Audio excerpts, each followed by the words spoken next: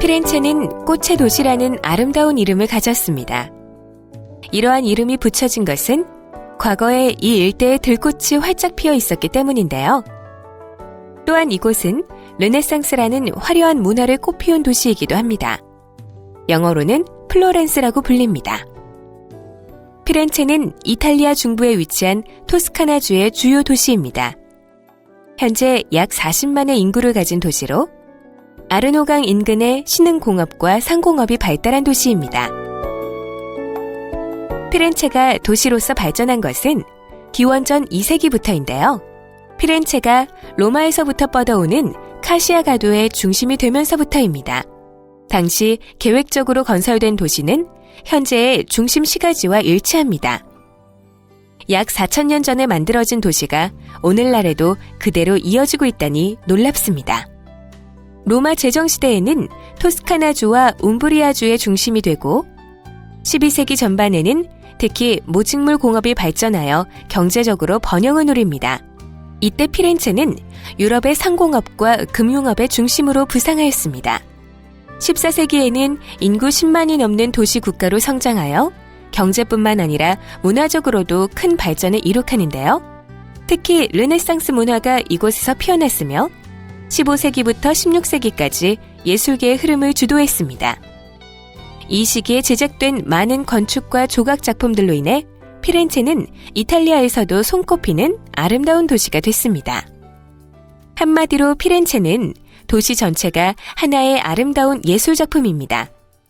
그래서 피렌체 역사지구 전체가 1982년 유네스코에 의해 세계문화유산으로 등록되었습니다. 피렌체의 화려했던 르네상스 시대를 얘기 안 할 수 없겠죠? 이때 빼놓지 않고 이야기할 것이 메디치 가문입니다. 메디치 가문이 피렌체 르네상스에 미친 영향은 실로 대단합니다. 메디치가는 르네상스 시대에 피렌체에서 활동하던 천재 예술가들을 적극적으로 후원하여 일과 돈, 지위를 주었던 가문입니다.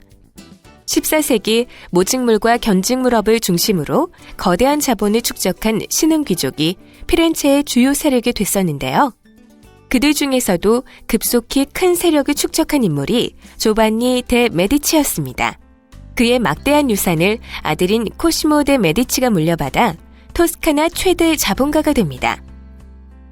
아들 코시모 데 메디치의 등장으로 피렌체에서 최초로 르네상스 문화와 예술이 꽃을 피울 수 있었던 것인데요. 코시모와 그의 아들, 손자까지 메디치가는 이탈리아 르네상스의 황금시대를 맞이했습니다. 메디치가는 도나텔로, 기베르티 등의 조각가와 프라 안젤리코, 보티첼리, 라파엘로 등의 화가, 브루넬리스키를 비롯한 건축가 등 르네상스 역사에 이름을 남긴 거장들의 활동을 지원했습니다. 또한 메디치가는 르네상스의 전성기인 16세기 때 레오 10세, 클레멘스 7세, 비오 4세, 레오 11세까지 대대로 교황을 배출하기도 했습니다. 그러다 메디치가는 피렌체에서 추방되기도 했고 다시 복권되기도 하다 1743년 가문이 단절될 때까지 그 계보를 이어갑니다. 메디치가의 최후의 인물이었던 안나 마리아 루도비카가 프렌체 미술품을 보존하는 데 큰 역할을 했습니다. 메디치가의 막대한 유산인 미술품 컬렉션을 토스카나 공국에 기증했기 때문인데요. 그녀는 소장품을 피렌체에서 반출하지 않는다는 조건을 달았습니다.